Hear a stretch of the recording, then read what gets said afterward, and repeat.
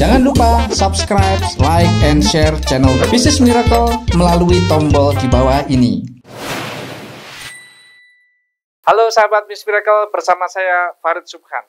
Beberapa waktu yang lalu saya diundang dalam sebuah workshop untuk berbagi tentang bagaimana kita membangun sebuah bisnis startup yang sukses.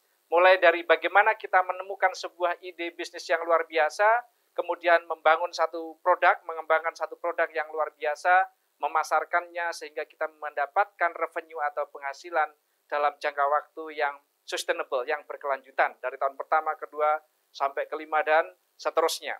Bisnis yang hebat adalah bisnis yang ketika di launching direspon dengan baik oleh pasar dan juga secara terus-menerus akan terus-menerus tumbuh dan berkembang luar biasa. Tetapi tahukah Anda bahwa 75% biasanya bisnis itu gagal dalam 1 tahun pertama, kemudian bertambah lagi 10% sampai 3 tahun berikutnya, kemudian bertambah lagi sampai tahun kelima, dan pada akhirnya bisnis biasanya hanya bertahan sekitar 3 sampai 5% dari total 100% inovasi bisnis.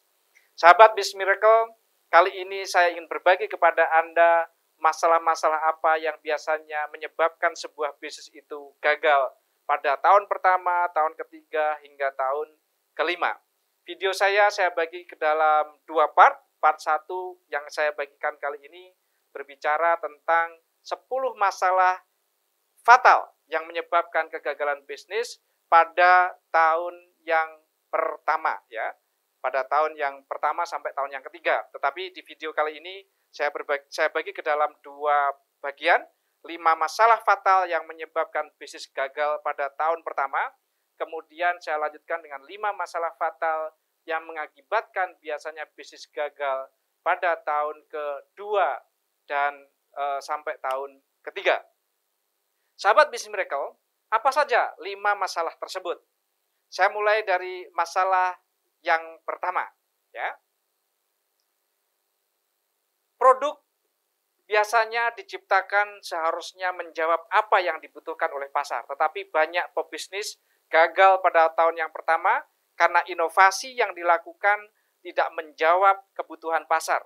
Ya, mereka berpikir bahwa produk tersebut hanya hebat, ya, produk tersebut diciptakan sangat hebat menurut yang menciptakannya, menurut perusahaan tersebut. Namun demikian ternyata produk itu tidak menjawab kebutuhan dari konsumen. Sehingga Anda harus hati-hati ketika menyusun sebuah produk, pastikan bahwa Anda menciptakan produk yang menjawab masalah yang dihadapi oleh konsumen. Ya, jangan sampai Anda menciptakan produk yang hanya hebat menurut Anda, tetapi ternyata tidak hebat, tidak dianggap hebat oleh konsumen Anda. Ini akan menjadi masalah fatal, karena sekali Anda berinovasi di sini, dan kemudian Anda mengeluarkan biaya yang cukup banyak, mulai dari ide, pengembangan produk, sampai memulai masuk ke pasar, ternyata pasar tidak menerimanya. Kenapa? Karena produk Anda tidak menjawab apa yang mereka butuhkan, apa yang mereka inginkan, apa yang mereka harapkan, ya, tidak menyelesaikan masalah dia sehari-hari. Ini jadi persoalan yang paling mendasar. Tidak mungkin Anda sukses kalau produk Anda ternyata tidak diterima oleh pasar. Kemudian masalah yang kedua adalah masalah permodalan. Ini masalah klasik, setiap pebisnis mengalaminya. Jadi biasanya modal Anda yang Anda siapkan tidak cukup untuk bertempur supaya bisnis Anda sukses sampai akhir, gitu ya. Dan biasanya bisnis itu seperti kapal yang menyeberang dari satu pinggir sungai sampai atau pinggir lautan sampai ke ujung lautan sana. Apabila bahan bakar Anda, yaitu uang Anda itu habis sebelum waktunya di tengah jalan atau mungkin sepertiga, mungkin setengah, ternyata Anda sudah kehabisan uang, kemungkinan besar bisnis Anda akan gagal, gitu ya. Untuk itu Anda harus benar-benar memikirkan bahwa dalam berbisnis kira-kira roadmap pembiayaan Anda akan seperti apa, roadmap investasi Anda seperti apa. Tidak harus ketika Anda berbisnis itu menggunakan uang yang Anda miliki sendiri, tetapi banyak sekali alternatif sumber pendanaan yang bisa Anda manfaatkan, tetapi Anda harus tahu bagaimana strategi pendanaan terhadap bisnis, ya, mulai dari fase ide, pengembangan produk, sampai ketika bisnis Anda sudah jalan, bagaimana bisnis Anda tumbuh, bagaimana Anda ekspansif, sampai pada akhirnya IPO. Pada kesempatan yang lain mungkin saya akan berbagi tentang bagaimana Anda membangun roadmap pertumbuhan bisnis Anda, terutama ketika Anda harus memikirkan betul supaya bisnis Anda survive sampai seterusnya dengan strategi pendanaan yang tepat sesuai dengan karakter bisnis Anda. Kemudian, sahabat Business Miracle, masalah yang ketiga, ketika Anda gagal memiliki dukungan dari tim yang kuat. Ya, ini semua diakui oleh semua pebisnis, semua pengusaha, bahwa faktor ini adalah faktor yang paling sulit. Membangun sebuah tim yang kuat, tim yang solid, tim yang penuh dedikasi, tim yang mau berjuang bersama, membangun sebuah bisnis dari awal sampai bisnis Anda sukses itu tidak mudah. Ya, jadi kebanyakan biasanya tim hanya mau digaji tinggi tetapi tidak mau bekerja keras. Atau Anda hanya tidak mampu membayar tim dengan gaji yang sangat tinggi. Padahal untuk membangun sebuah bisnis Anda perlu orang yang kompeten. Nah, tetapi yang paling penting adalah Anda harus memiliki tim yang mau eat, sleep, and dream dengan bisnis Anda. Orang yang mau bersungguh-sungguh, orang yang punya dedikasi yang tinggi, orang yang punya komitmen dan persistensi untuk bersama-sama Anda membangun sebuah bisnis Anda. Dan ini merupakan hal yang paling sulit di dalam sebuah bisnis. Ya, mungkin Anda punya tim yang berdedikasi tinggi, tetapi ternyata kapasitas atau kompetensinya tidak cukup untuk mendukung bisnis Anda.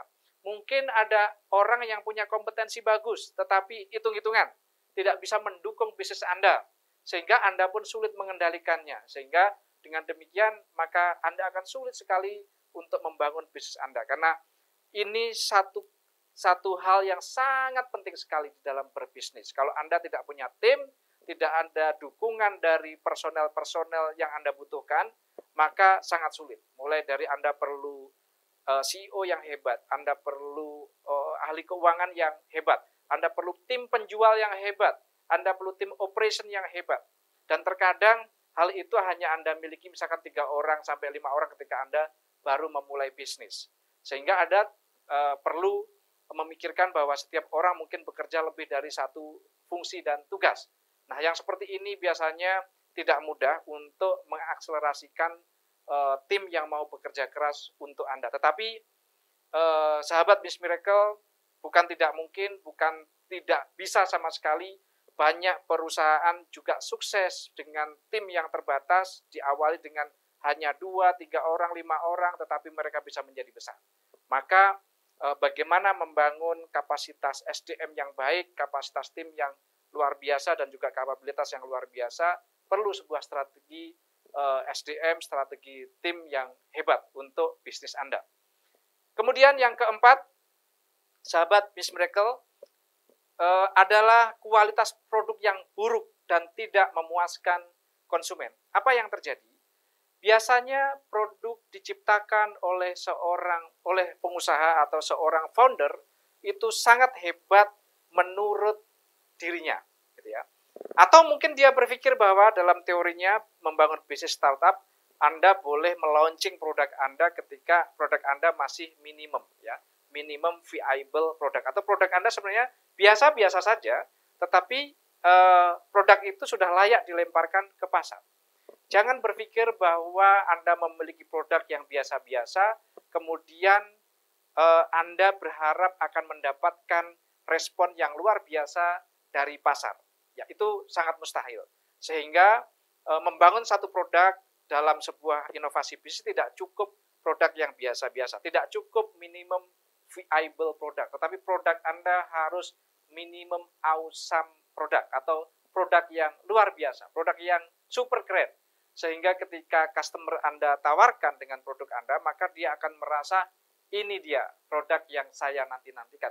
Ini dia produk yang tidak pernah saya pikirkan ternyata hadir menyelesaikan masalah saya. Maka inilah yang namanya produk harus memuaskan pelanggan. Kalau Anda hanya membuat satu produk yang biasa-biasa, maka pelanggan tidak puas, tidak mungkin dia akan berlanjut untuk engage dengan Anda. Tidak mungkin dia akan terus-menerus loyal menggunakan produk Anda. Apalagi apabila Anda berharap mereka akan mengajak orang lain, merekomendasikan produknya kepada orang lain. Padahal pertumbuhan bisnis Anda itu sangat dipengaruhi oleh kepuasan konsumen Anda, kemudian mau atau tidak dia untuk terus menggunakan produk Anda, dan kemudian dia mau merekomendasikan produk Anda kepada orang lain. Maka kuncinya adalah bagaimana Anda membangun sebuah minimum awesome produk, ya, memuaskan customer Anda, membuat customer Anda loyal. Itu yang keempat. Kemudian masalah yang kelima adalah tidak mampu bersaing di pasar yang kompetitif. Kebanyakan pebisnis, dia berpikir bahwa inovasi yang dilakukan adalah inovasi yang blue ocean, artinya tidak ada pesaingnya, Anda sangat inovatif, Anda tidak bersaing di produk yang red ocean, yang semua orang sudah tahu dan menggunakannya, sehingga Anda berpikir Anda sedang melakukan monopoli pasar, Anda tidak sedang berkompetisi. Itu salah total. Karena pada dasarnya setiap bisnis itu memiliki pesaing. Minimal pesaing Anda adalah produk substitusi. Minimal pesaing Anda adalah ketika konsumen Anda berpikir bahwa tidak ada solusi yang Anda tawarkan pun dia bisa hidup. Tidak ada solusi yang Anda tawarkan pun dia tidak apa-apa, ya, tidak mati, gitu ya. Sehingga hal ini akan membuat Anda harus bekerja keras untuk memastikan bahwa Anda bisa bersaing di pasar. Dan yang kedua, persoalannya adalah ketika Anda menciptakan pasar monopoli, ya, Anda sedang bermain di pasar yang blue ocean, bisa jadi besok lusa, bisa jadi bulan depan, bisa jadi 6 bulan lagi ada pemain baru yang lebih hebat dari Anda. Lebih hebat dari sisi dana, lebih hebat dari sisi tim, lebih hebat dari sisi operation, lebih hebat dari sisi dukungan, infrastruktur, fasilitas, sehingga dengan mudah Anda bisa disalip di tikungan oleh kompetitor Anda. Meskipun dia baru, tetapi bisa jadi dia terinspirasi oleh Anda, kemudian dia menciptakan inovasi itu, namun demikian dia bisa berlari lebih kencang. Dengan demikian, pada saat itu Anda tidak mampu bersaing dengan pasar yang kompetitif. Selalu Anda harus pikirkan bahwa apapun produk Anda, apapun layanan Anda, apapun services Anda yang Anda jual kepada konsumen, Anda selalu memiliki kompetitor, selalu memiliki pesaing.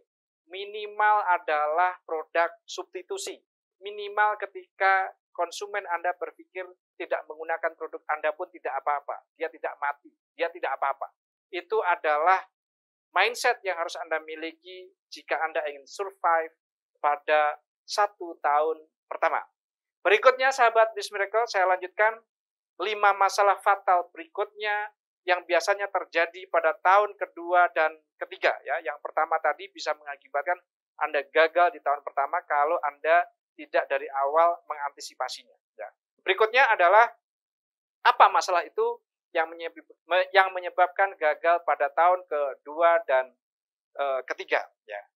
Yaitu masalah yang keenam. Anda tidak menemukan momentum scale up. Ya. Semua pebisnis yang hebat, yang mereka sudah berhasil mengkapitalisasi usahanya sampai triliunan, mereka selalu yakin bahwa bisnis itu sukses karena ada sebuah momentum. Momentum di mana setelah bisnis Anda jalan, kemudian bisnis Anda tumbuh, kemudian Anda bisa tiba-tiba meroket. Tiba-tiba bisnis Anda scale up. Ya.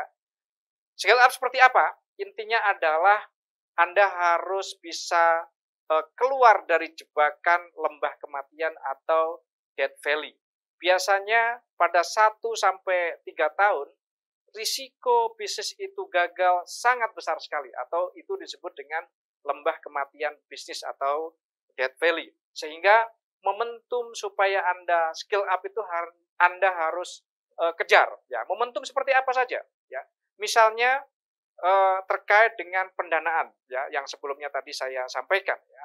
Bisa jadi Anda pada tahun pertama ketika bisnis Anda tumbuh, masuk tahun kedua, kemudian Anda membutuhkan modal yang sangat besar. Apabila Anda tidak menemukan modal, bisa jadi Anda akan gagal. Atau misalkan momentum pasar. Untuk supaya bisnis Anda bisa sustainable atau berkelanjutan, bisa jadi Anda membutuhkan strategi yang tepat untuk memasuki pasar yang lebih besar. Anda bisa nggak meng-create momentum itu, ya. Dan yang biasanya momentum berikutnya adalah misalnya terkait dengan kemitraan dengan pihak lain yang sangat menentukan pertumbuhan bisnis Anda. Bisa jadi juga momentum terkait dengan operasional. Mampu nggak Anda mengantisipasi bahwa ketika terjadi lonjakan permintaan produk oleh konsumen yang begitu besar, Anda bisa nggak melakukan scale up produksi? Ya. Pada kesempatan yang lain, saya ingin berbagi kepada Anda tentang bagaimana kita melakukan strategi scale up atau kita membangun skala ekonomi bisnis yang profitable dan sustainable, ya, yang menguntungkan dan berkelanjutan secara terus-menerus. Ini adalah masalah yang keenam yang harus Anda bisa temukan untuk mensupport keberlanjutan dari bisnis Anda dalam jangka panjang. Berikutnya, masalah yang ketujuh adalah ketika rencana model bisnis Anda tidak valid di pasar. Ya, di dalam startup bootcamp, apabila kita mendevelop sebuah model bisnis, biasanya kita meminta kepada peserta untuk memastikan bahwa ide model bisnis itu harus divalidasi. Ya, apabila ternyata tidak valid di pasar, maka Anda harus merubah model bisnis Anda. Bisa merubah sebagian, bisa merubah secara keseluruhan. Dan sambil berjalan, Anda tetap harus terus-menerus mengevaluasi bisnis Anda, mengevaluasi model bisnis Anda. Ya, model bisnis mulai dari siapa konsumen Anda, bagaimana revenue itu Anda dapatkan atau penghasilan itu Anda peroleh, bagaimana channel Anda menjual, bagaimana Anda membangun customer relationship, Anda bermitra dengan siapa saja, resources-nya apa yang Anda butuhkan, bagaimana Anda mengejar profit untuk bisnis Anda, revenue untuk bisnis Anda dengan mampu mengendalikan biaya tertentu sesuai dengan target keuntungan Anda. Maka hal tersebut harus terus-menerus Anda lakukan checking, ya, dari waktu ke waktu, ya, dan Anda harus banyak fokus kepada masalah yang Anda hadapi ketimbang dari konsep model bisnis yang sudah Anda create sebelumnya. Karena model bisnis yang Anda tulis hanyalah ide, hanyalah hipotesa, hanyalah kreativitas ide Anda. Namun demikian, benar atau tidaknya model bisnis Anda yang menyatakan adalah konsumen Anda. Maka Anda harus terus-menerus fokus kepada bagaimana Anda menyusun menjawab kebutuhan konsumen dengan bisnis model yang tepat, karena tujuan bisnis adalah profitable dalam jangka panjang. Kemudian yang kedelapan adalah ketika Anda tidak melakukan pemasaran dengan benar. Ini masalah yang sangat fatal. Banyak orang hebat, Anda bisa jadi adalah ilmuwan hebat, Anda engineer atau insinyur hebat, Anda mungkin fisikawan hebat, Anda mungkin ahli biologi yang hebat. Kemudian Anda menemukan satu produk yang luar biasa. Dan ternyata Anda merasa bahwa dari produk yang luar biasa yang Anda temukan itu, Anda berpikir Anda akan sukses luar biasa untuk menjalankan bisnis Anda. Ternyata tidak terjadi seperti itu. Kenapa? Karena Anda lupa bahwa yang menentukan sukses atau tidaknya bisnis itu adalah penjualan. Kalau tidak terjadi konversi antara orang yang tertarik terhadap produk Anda dengan kesediaan dia membeli kepada produk Anda, maka tidak akan terjadi revenue, tidak terjadi penghasilan bagi penjualan bagi perusahaan Anda. Dan kalau tidak ada revenue, tidak ada penjualan, tidak mungkin Anda akan berhasil mencapai profitabilitas yang Anda inginkan. Sehingga dengan demikian, kebanyakan bisnis juga gagal bukan karena inovasi produk Anda tidak hebat, tetapi Anda melupakan satu strategi pemasaran yang hebat. Ya, minimal kalau Anda bicara dalam konteks pemasaran, minimal adalah 4P, ya, produk, price, place, dan promotion. Itu teori pemasaran yang sangat sederhana, tetapi tentu lebih besar dari itu, ya, kalau kita bicara tentang pemasaran. Ya, bagaimana Anda memikirkan setelah produk Anda hebat, Anda juga harus memikirkan bagaimana cara menjualnya, bagaimana Anda melakukan strategi promosi. Ya, promosi baik itu secara offline maupun secara online. Dengan digital marketing, bahkan dengan artificial intelligence marketing. Begitu juga dengan strategi sales. Kalau produk Anda adalah B2B, Anda menjual dari business to business, dari perusahaan kepada organisasi, Anda juga harus menggunakan strategi B2B selling yang luar biasa. Sehingga jangan sekali-kali Anda tidak memikirkan strategi pemasaran. Karena produk yang hebat tidak akan pernah menghasilkan revenue, tidak akan pernah menghasilkan profit bagi perusahaan Anda apabila Anda tidak berhasil menjualnya. Dan ya, banyak cerita kegagalan bisnis karena Anda gagal membangun tim pemasaran yang hebat. Kemudian yang ke-9, ketika Anda salah membuat strategi harga di pasar. Kenapa? Banyak pengusaha memikirkan harga itu sesuai dengan keinginannya, bukan mencerminkan value yang diinginkan oleh konsumennya. Dan sekali Anda gagal, sekali Anda salah di dalam menetapkan harga, Anda akan kesulitan untuk mengubah strategi Anda berikutnya. Ya, misalkan Anda menjual dengan harga 10.000, kompetitor Anda menjual dengan 30.000. Maka kalau Anda mau merubah 10.000 itu, ternyata penerimaan pasar bagus, tetapi profitabilitas Anda rendah. Kemudian padahal produk Anda dengan dijual harga 25.000 pun sudah laris. Anda merubah ke 25.000 itu tidak mudah, karena persepsi konsumen ketika Anda menjual dengan harga murah, maka produk Anda adalah produk yang value for money atau affordable, yang terjangkau bagi mereka, atau mungkin low quality. Padahal produk Anda sebenarnya mungkin adalah high quality, kualitasnya bagus. Maka saya sarankan dalam hal strategi harga, Anda harus benar-benar berhati-hati. Anda perlu melakukan pengujian sebelumnya, ya, price acceptance test. Anda juga bisa lakukan pengujian sederhana, Anda bandingkan dengan pesaing Anda. Karena pada dasarnya konsumen itu adalah menghargai value atau nilai dari produk Anda, bukan harga dari produk Anda.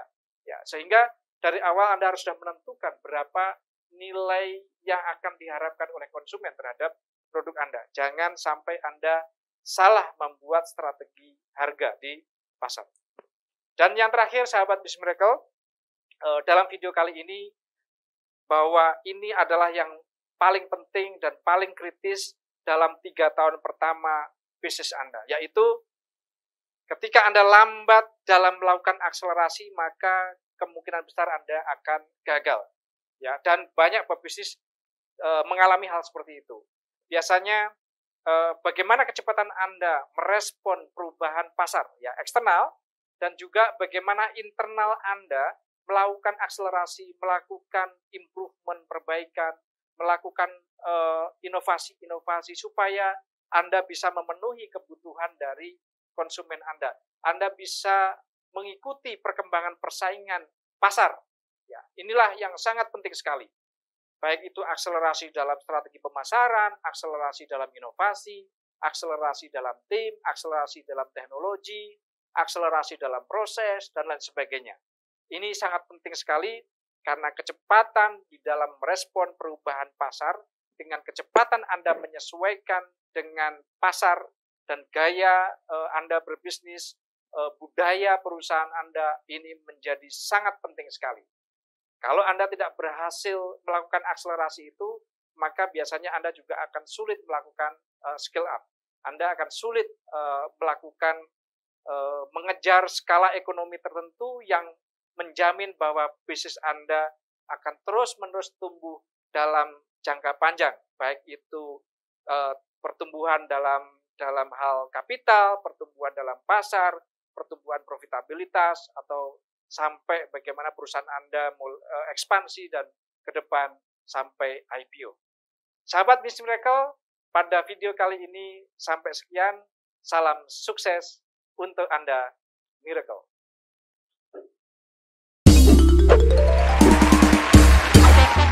Jangan lupa subscribe, like, and share channel Business Miracle melalui tombol di bawah ini.